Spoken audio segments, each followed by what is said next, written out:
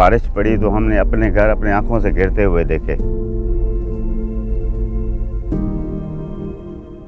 पानी तकरीबन 2 माह तक यहाँ खड़ा हुआ था। बच्चे अभी भी सोते नहीं हैं, अंदर कहते हैं कभी भी हमारे ऊपर ये मलबा गिर जाएगा।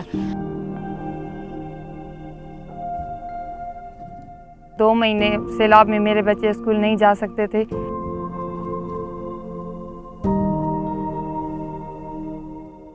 मेरे 3 बच्चे, 3 बेटियां हैं और एक बेटा था जो इस बारिश में फौत हो चुका है। इधर मदद करने वाला, ये दवाई देने वाला कोई भी नहीं था।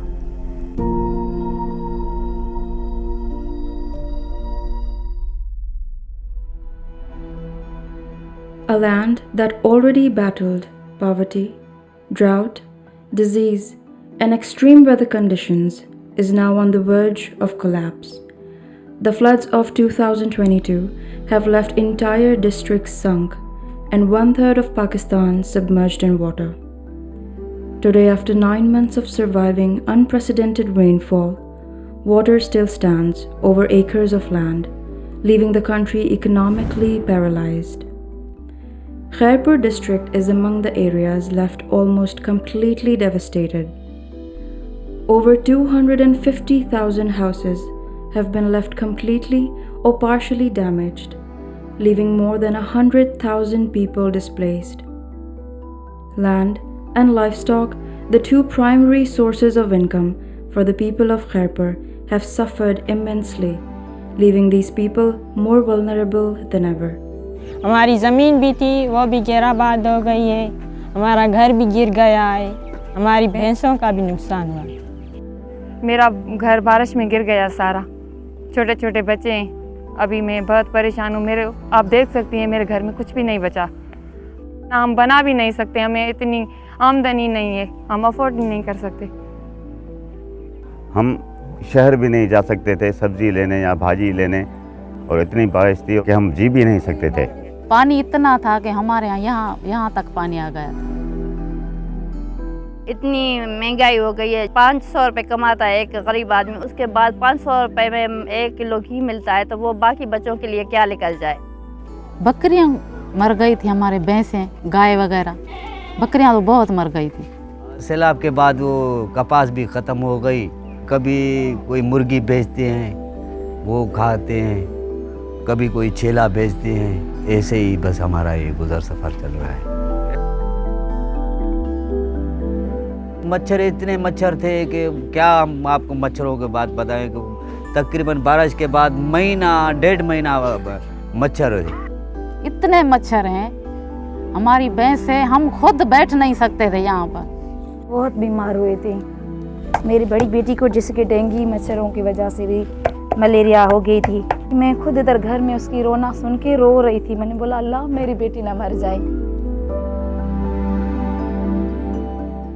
जिन लोगों के घर डैमेज हो गए थे, फुली डैमेज हुए थे, वो शेल्टर पनाह लेने के लिए गवर्नमेंट के जो स्कूल थे उनमें जाके वहाँ पे पनाह लिया, और 20, 25, 40 फैमिलीज़ एक स्कूल में इकट्ठे बैठी हुई थी। तो बच्चों की तालीम जो है मुतासिर हुई और स्कूल क्लोज़ हो गए थे। डिलीवरी का बहुत मसला है, पानी बहुत है, रास्ते साफ नहीं है। एक ही रास्ता है जहाँ से हम जाते हैं। किसी के बच्चे मर जाते हैं, किसी की डिलीवरी होते होते खुद भी औरत जा सकती है मौत के मुंह में। एक हमारे गांव में औरत थी जिसकी अचानक डिलीवरी हुई, उसको रास्ते बंद थे, सवारियां नहीं थी, उसको गद्दा गाड़े पे लेके जा रहे थे, उसका रास्ते में ही डिलीवरी हो गई थी। ये एक खौफनाक मंजर भी था, हमें दुख भी हो रहा था, हमने आंखों से देखी हुई ये हमारी स्टोरी है। मैं कोशिश तो बहुत की अपने बच्चे को बचाने के लिए। इन 6 महीनों में मैंने कोई भी कसर नहीं छोड़ी अपने बच्चे को बचाने के लिए। मेरा एक ही बेटा था जो अब इस दुनिया में नहीं है। मैं चाहती हूँ कि ऐसा कोई डॉक्टर हो जो ऐसे बच्चों को ठीक कर दे। कोई माँ नहीं चाहेगी कि उसका बच्चा चला जाए इस दुनिया से। मेरा एक ही बेटा था।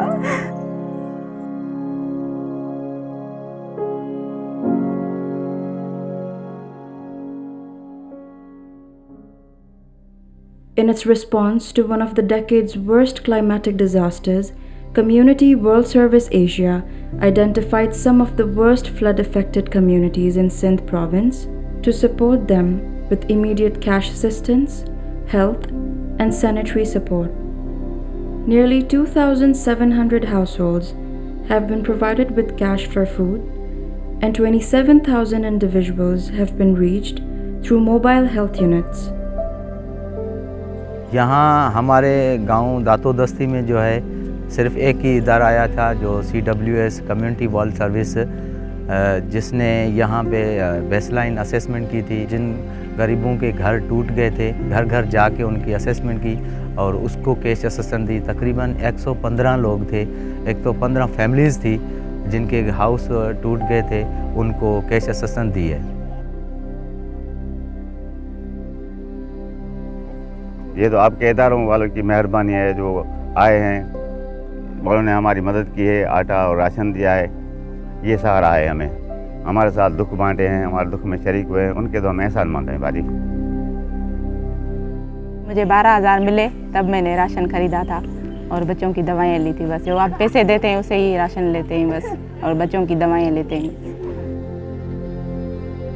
पैसे मिले, हम बहुत खुश हुए और हमने राशन लिया, बच्चों की दवाई ली, थोड़ा बहुत खर्चा कर लिया।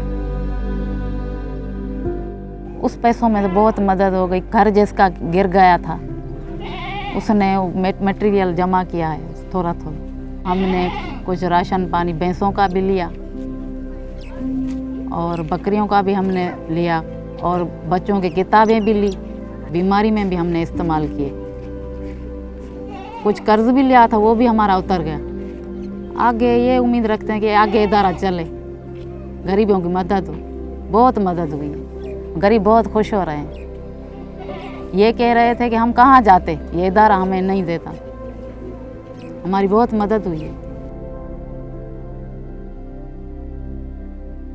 हमारे पास हर मिनॉरिटी के मेजॉरिटी जो भी हैं सब बराबर ही होते हैं। हर एक को जो है इक्वली मेडिसिन मिलती है और केयर मिलती है।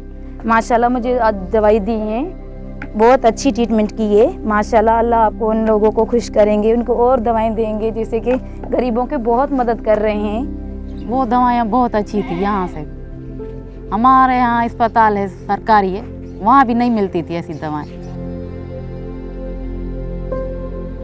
मैं चाहती हूँ मेरे बच्चे अच्छे स्कूल में पढ़ें और उनका मुस्तकबिल जो है वो अच्छी तरह से हो। टेस्ट बहुत ज़रूरी है, लेबॉर्ट्री होनी चाहिए ताकि हम डायग्नोस कर सकें और उनकी जो सही तरीके से प्रॉपर ट्रीटमेंट हो सके। गायनेकोलॉजिस्ट होनी चाहिए और सी सेक्शन का कोई बंदोबस्त होना चाहिए ताकि वो उनको ये फैसिलिटी भी मिले। औरतों को जो माँ बनने वाली होती हैं उसको खुराक दें, उसका बच्चा सेहतमंद पैदा हो, उसको कोई बीमारी ना हो। हम यही दरख्वास्त करेंगे कि अभी भी हमारे गांव में ऐसे लोग हैं जिनको शेल्टर नहीं है, और उसके साथ जो है एजुकेशन और हेल्थ की फैसिलिटीज़ जो है, ये लोगों को सेहत होगी तो एजुकेशन होगी, एजुकेशन होगी तो हर चीज़ जो है बंदा खुद ही कर सकता है। फिलहाल ये पानी कम हो गया, सूख जाए, फिर हमारे भाग हमारे साथ। Despite receiving aid and assistance from various local and international organizations, their needs continue to grow.